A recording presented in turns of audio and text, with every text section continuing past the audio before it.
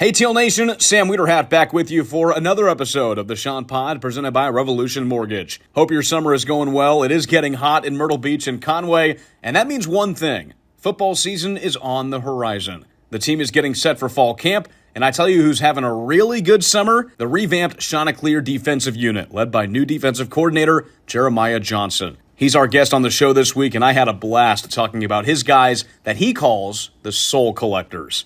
We also went through how he's been gearing up for the upcoming season with his new team and the culture him and his coaching staff have brought to the beach. So let's hear about that Chanticleer defense. Here's my conversation with Jeremiah Johnson.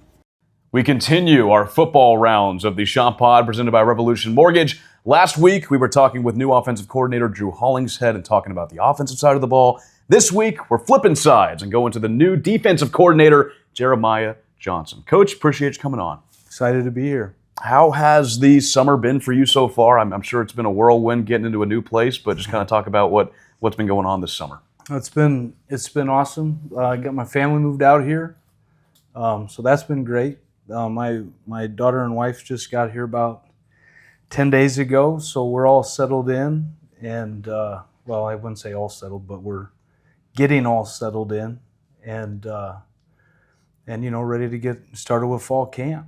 How crazy has that been for you as a father and a husband? Because I know that we talked about a month ago, and your family was still in Iowa even when you were at the Louisiana Tech job. So just getting them here, just for comfort, how big is that for you? It's big. We lived apart for almost 2 years, and it was just time for us to be back together. The kids were ready to be back together, and it was the right thing for us to do. Mm-hmm.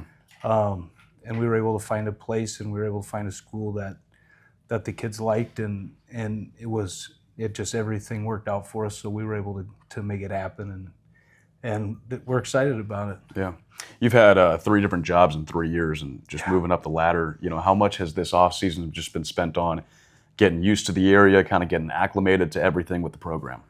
I'm not really an area guy, honestly.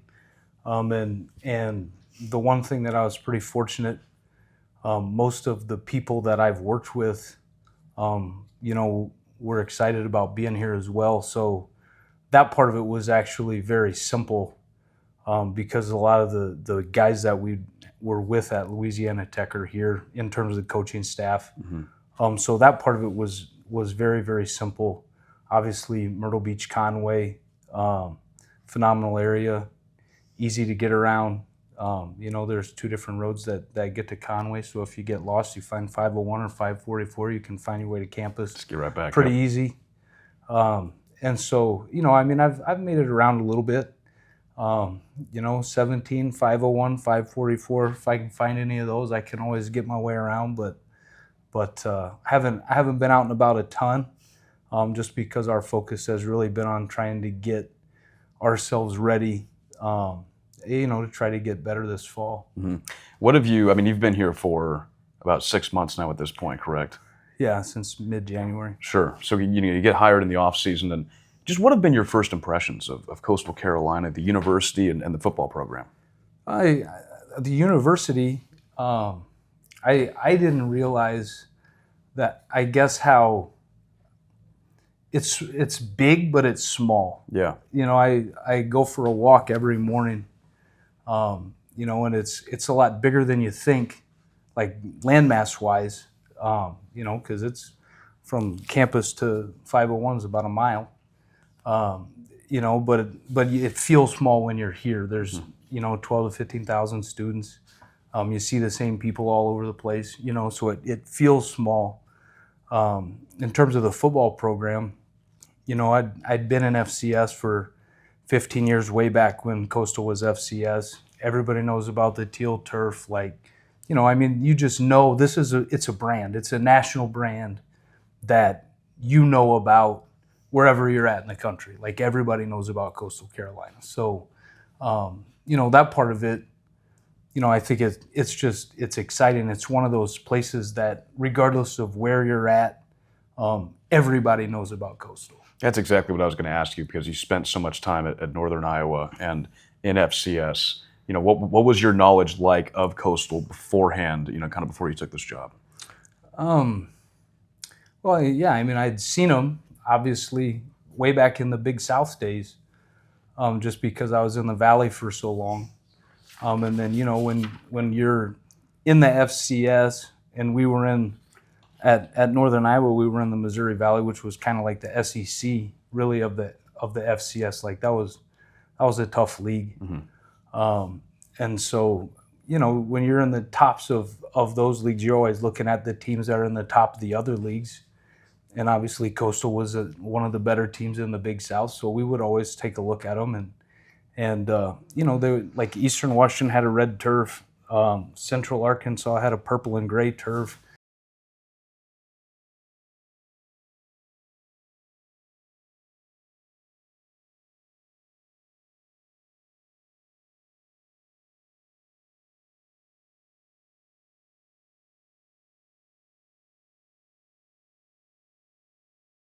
It's a unique place, FCS, and so like when you're in it, like that's really all you focus on. And so at that time, like we knew a lot about Coastal.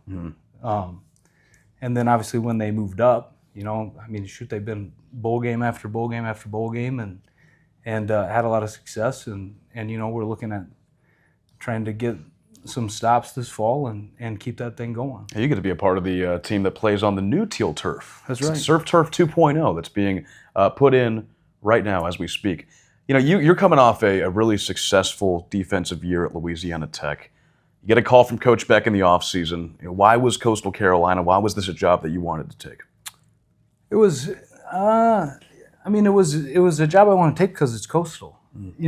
I mean, like I said, it's a national brand. I actually tried to come here when Coach Beck got the job. I still have the text message that I sent him, ironically. But we weren't able to make it work out at the time. But it's just it's one of those jobs that like it's Coastal. Yeah. And so when he called me, we had a brief conversation, and he asked me a couple of questions. I asked him a couple of questions, and seemed like it was something that we both wanted to push forward on, and so we kicked it down the road and ended up being a good fit for both of us that way. Yeah, you're a guy that's wanted to wear teal for a little bit now. Yeah. Let's talk about these summer practices, because fall camp starts, I believe, a week from today. You guys will get out there and get the whole team together and kind of get this thing going. Yeah. So just throughout the summer, you mentioned to me before this interview, there's been a lot of conditioning.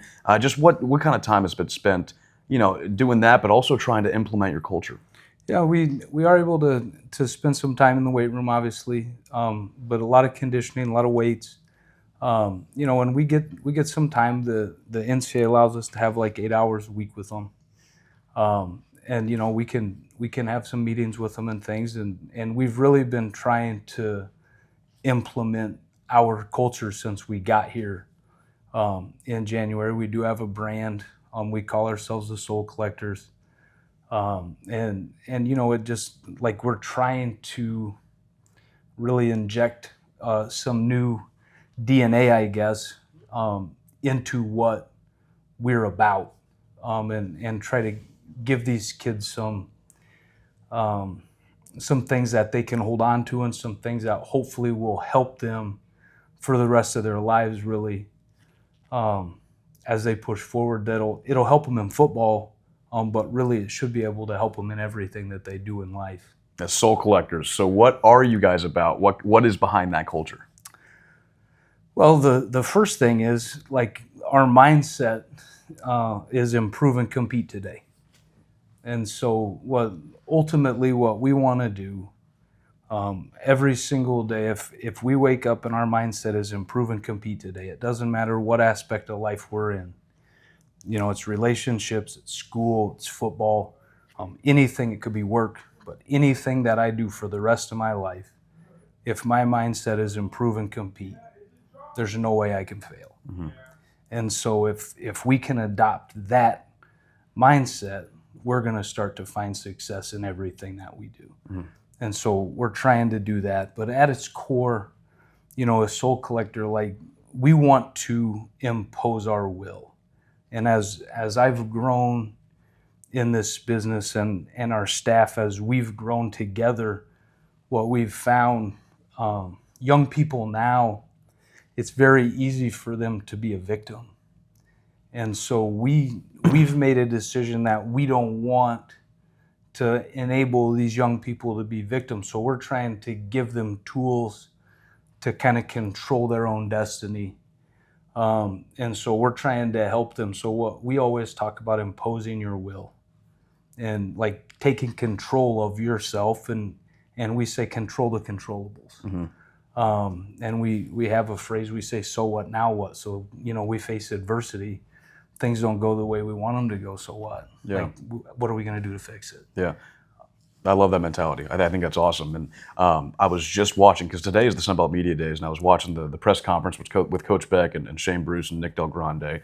And Shane said that he's noticed, because he's obviously been here for a very long time, this offseason he's noticed a big upgrade in accountability. And kind of talk about that and what you've seen from the guys in that aspect. Yeah, I mean, it's important. Sure. And like we hold them to a very high standard, and it doesn't matter who you are.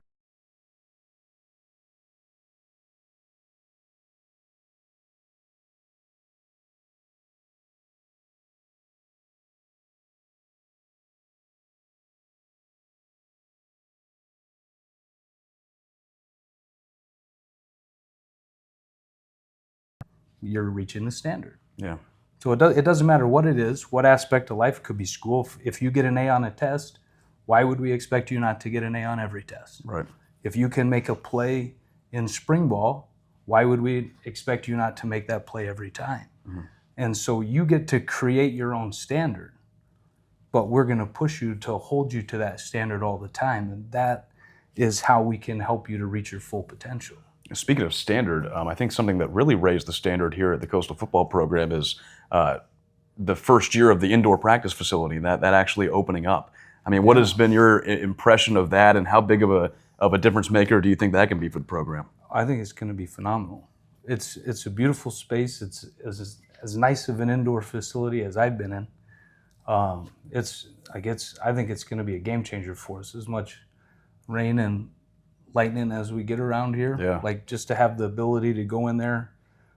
If we get adverse conditions, I think it'll keep us on schedule. I think it'll be really good.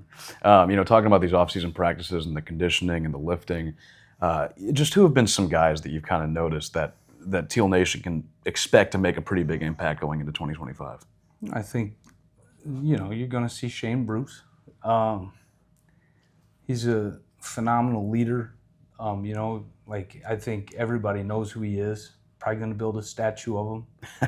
As they should. But he's just, in terms of buying in to everything that we've been trying to instill from a culture perspective, the work ethic, the standards, like all of the things that we as a staff have tried to do since we got here.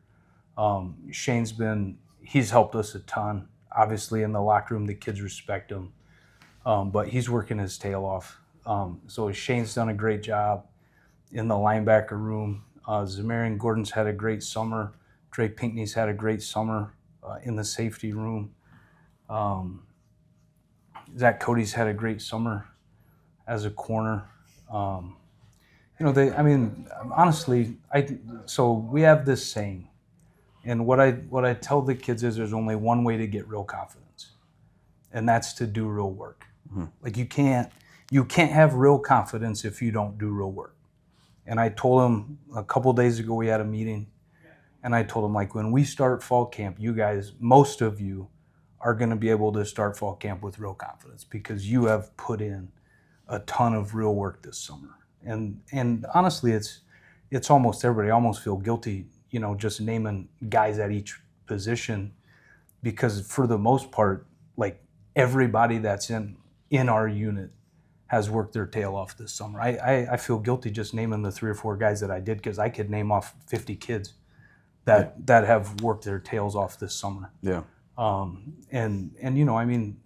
honest truth of it is, we've seen 15 practices. We went and got a handful of guys in the D line. We went and got a couple of guys at safety. We got 2 new linebackers here. We've got a few guys at corner. And those guys, we haven't seen them in pads. We haven't seen them practice. So we really don't know what they can do. All we've seen them do is lift and run. Yeah. And so we're excited as coaches to get the pads on and watch them actually be able to run around and play football. You know, we've watched their tape. We've seen what they did before they got here, but what are they going to do within our system and with the coaching that we've given them is going to be pretty exciting for us. And that's honestly what I want to see. But these young men have really had a good summer, and they've worked really hard. And you mentioned Zamarian, Dre, and Zach, and friend of the podcast, Shane Bruce. He was on last year. I think about Wyatt Gideon, who's a returning player, Sawyer Gorham Welch as well. Just those returning guys. How much do you rely on them to speak up because they've obviously had experience? Yeah, I mean, Sawyer's done a great job leading in that room. We had Noah Renze. He was here in the spring. He's done a good job speaking up and leading in the D-line room. Wyatt Trey Brown has played some snaps at linebacker for us too before we got here. There's guys that have played snaps here, just not in the system. And, all of those guys have done a good job. We didn't have anybody leave. Like when we got here, everybody wanted to stay and be a part of it. And so, nobody left after spring ball. Mm-hmm. Everybody was excited about what we were trying to do, and hopefully we can just continue to grow and continue to push and continue to get better. And get some stops this fall. Yeah, which is, this day and age, for nobody to leave after spring ball is just, it's almost unheard of, but it's a really, really good sign of where the program is at.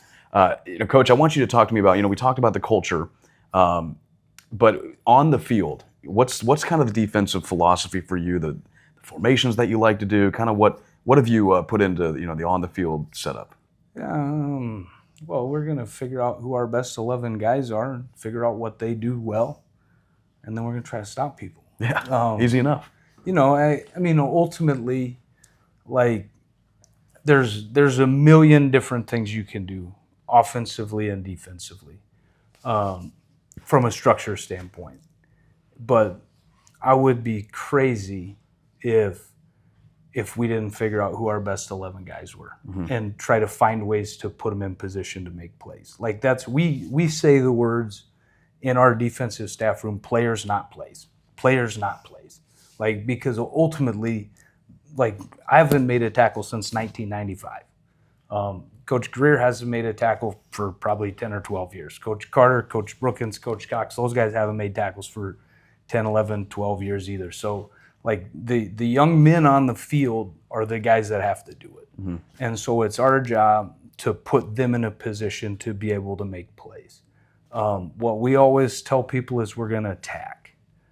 And what attack means is in our family is execute with violence together. Yeah. It doesn't mean we're going to blitz. It means we're going to execute. We believe in fundamentals. We believe in technique. And we believe in executing as a family better than our opponent.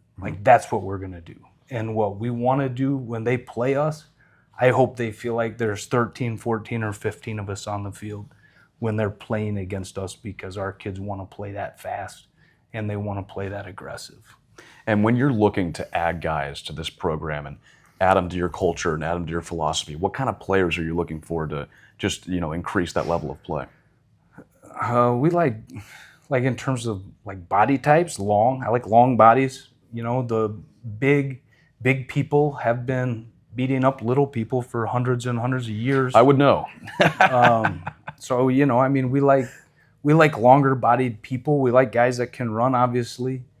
But ultimately, there's this thing that is impossible to measure, and you really have to watch the tape. But you really have to talk to a coach. Do they have football instinct? Mm-hmm. just like there's some guys that just have a knack to find the ball. Yeah. And guys that can find the football and just always show up around the football, like those are the guys that we like. Yeah. Because it doesn't matter, like as long as they play with some discipline and they can show up around the ball, like those guys will find ways to get on the field. Yeah. Because they're hard to keep off. Yeah, like that X factor kind of. That's right. Kind of mentality. Talking with new Chanticleer defensive coordinator Jeremiah Johnson on the Chant Pod, presented by Revolution Mortgage. Coach, you alluded to it earlier, but you brought over a good bulk of your staff from Louisiana Tech over here to Coastal. So there's a lot of familiarity there. How close are you guys as a coaching staff? Oh, pretty close. Yeah. We're like Coach Brookins. He played for us at the University of Northern Iowa. He's coached with us since 2019, every place we've been. Coach Carter and Coach Greer were with us at Louisiana Tech. And then Coach Cox, he was with us at Kent State. And then he came from UAB to be here. And then Coach Robertson, our assistant D-line coach, he was with us at Tech as well. And Coach Brian Parker, our assistant linebackers coach, he was with us at Kent. So everybody that is here was with us in this system at some point before. So like when we got here in January, I got here on a Sunday. They got here the following Sunday. And the day after they got here, I said, we're going to put this in. We didn't even have a meeting and it was installed. Wow. Like So because we didn't have, like we just got done running it. We got done playing in a bowl game. And then about 2 weeks later, I was here. And 3 weeks later, they were here and we were rolling. It just works. Yeah. Everything just works. It does. Yeah. And like we've changed some things, obviously. With some of the words that we were using, we've changed. Some of the ways that we were calling things, we've changed to make it better. Just, we're trying always to be better with the way that we operate. But in terms of like our nuts and bolts, like we didn't have to change a lot of that stuff.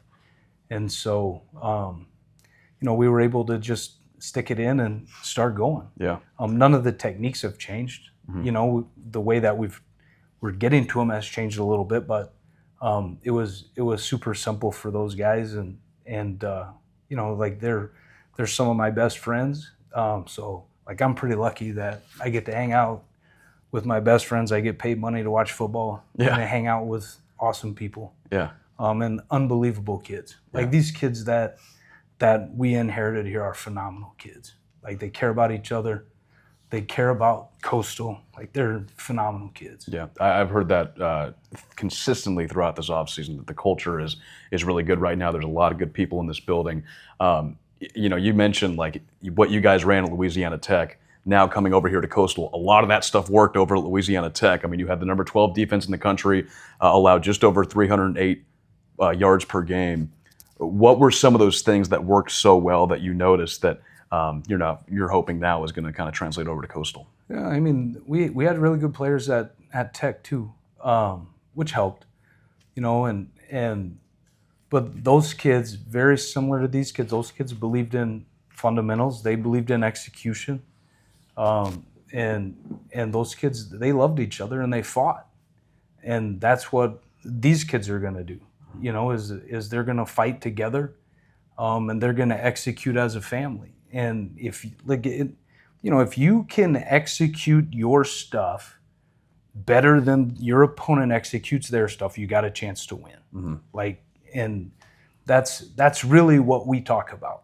It doesn't. I tell them it doesn't matter what I call. Yeah. Like if you execute it better than they execute their stuff, you got a chance to win.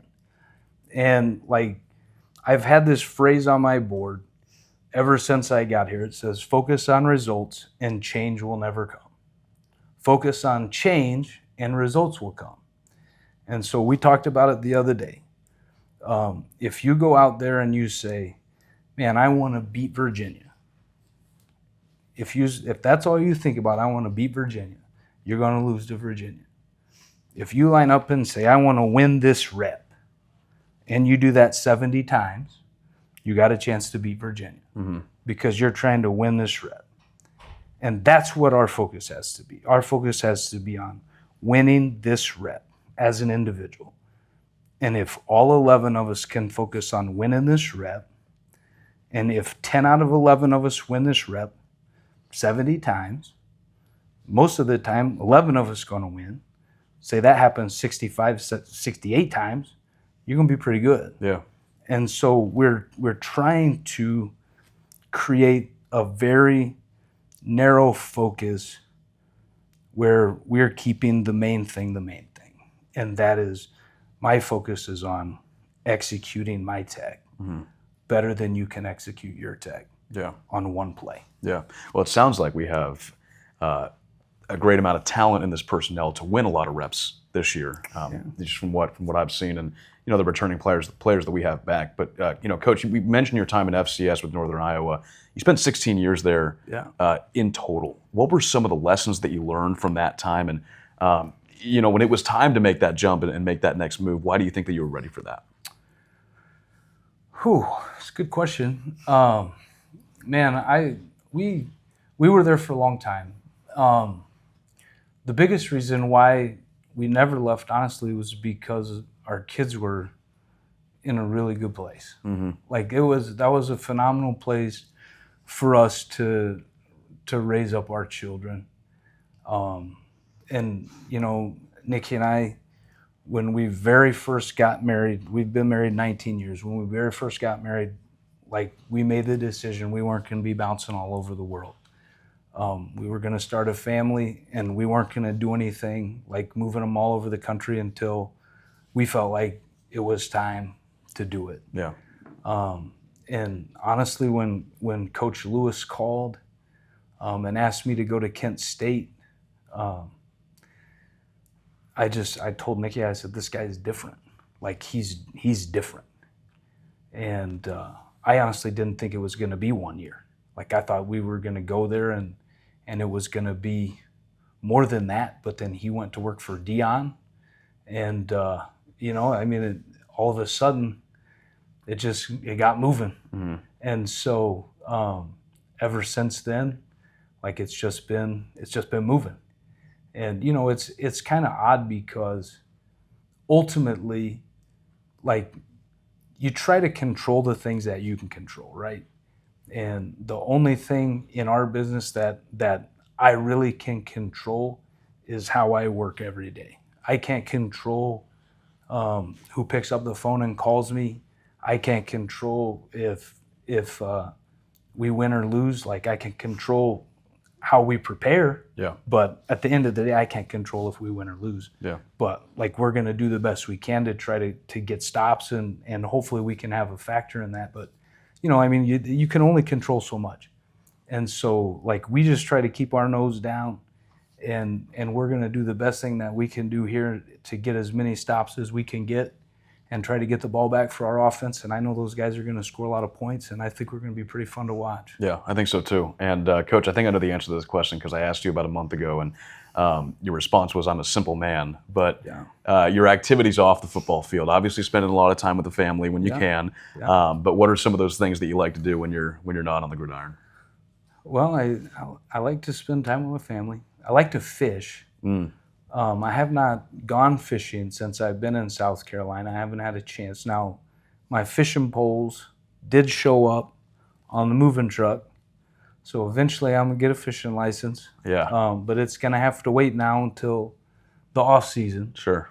But I'm going to find a fishing spot, like a lake somewhere, and then at some point I'm going to go into the ocean. I'm going to catch some fish. Yeah. What's the biggest fish you've ever caught? Oh, man. I don't know. Catfish, that was probably 18 or 19 pounds. Okay.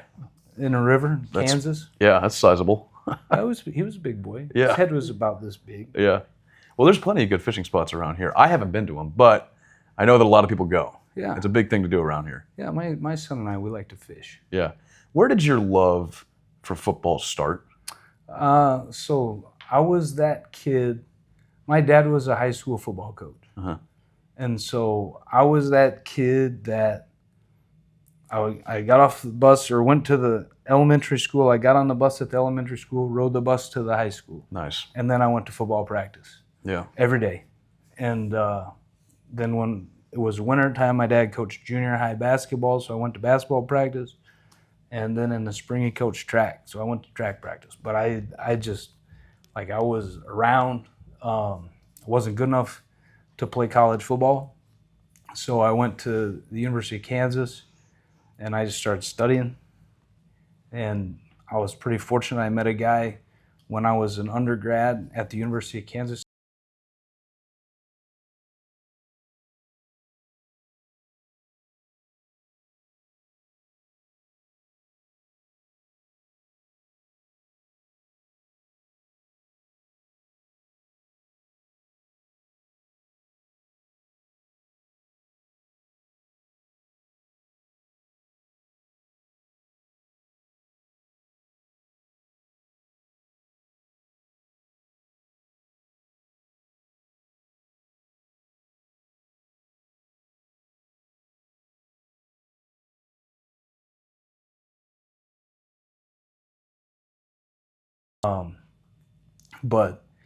But he taught me a ton about like this business and coaching, and like I just learned so much from him.